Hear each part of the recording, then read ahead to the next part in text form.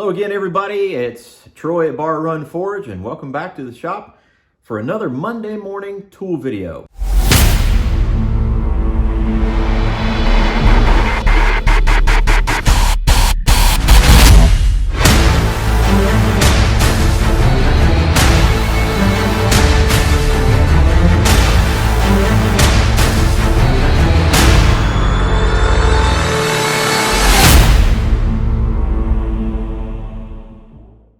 So today we're going to talk about swedge blocks, and we're going to actually do some things with swedge blocks and different kinds of swedges. And we have some examples of some swedges that we have, and it could be anything from this type of swedge that forms, this one in particular forms a leaf and some veining and things like that. That's a form of a swedge that goes in a hardy hole, to this swedge block, which can have forms like a coal shovel or a spoon or ladle. Or even a bowl, depending on what you have. And then it also has forming dies here for round and other things. But the one we're going to work on today is this one in particular. And this one is from Uncle Buck's. And the only thing that we really need to do to this swedge block, it's ready to go, and we've actually used it, is just to ease down all these edges all the way around on every part of this swedge. So a pretty simple video, and basically all we're going to do is we're going to go get grinding and sanding and filing, and that's it. So stick around. We've got this swedge block over near the vise, and over the top of the forge is kind of a work table as well. It's near our grinding area with our angle grinders. So the first thing we're going to do is we're going to make sure that we take safety precautions. We're going to be wearing a mask.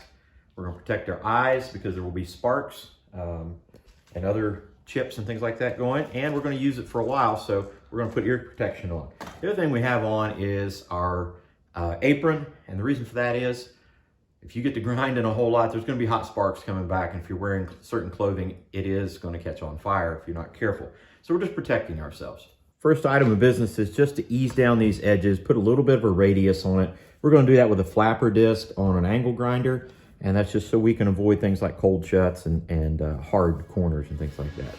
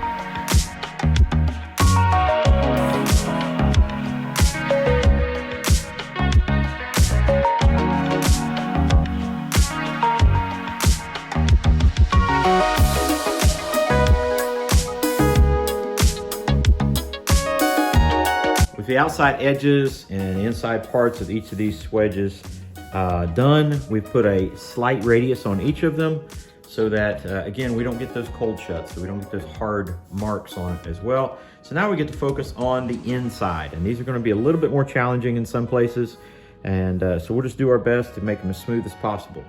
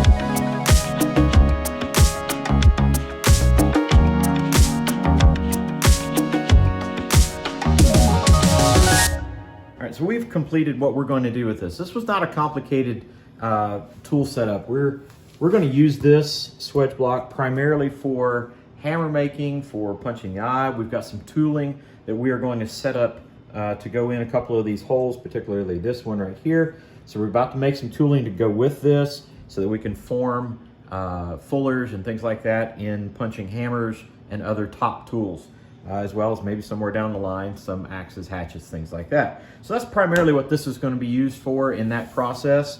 And now that we've taken and put a radius on the majority of these edges, enough to where it won't damage the work that we're working on, we've got a very useful tool. Thank you guys so much for coming in and watching this Monday morning tool video. Stay tuned for more Monday morning tool videos every Monday morning at 9 a.m.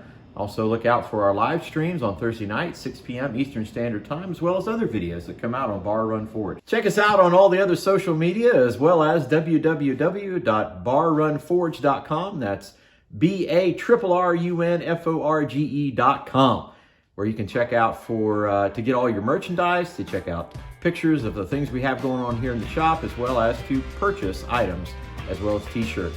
Thank you guys again so much for coming in. God bless you all, and we'll see you on the next one. Take care.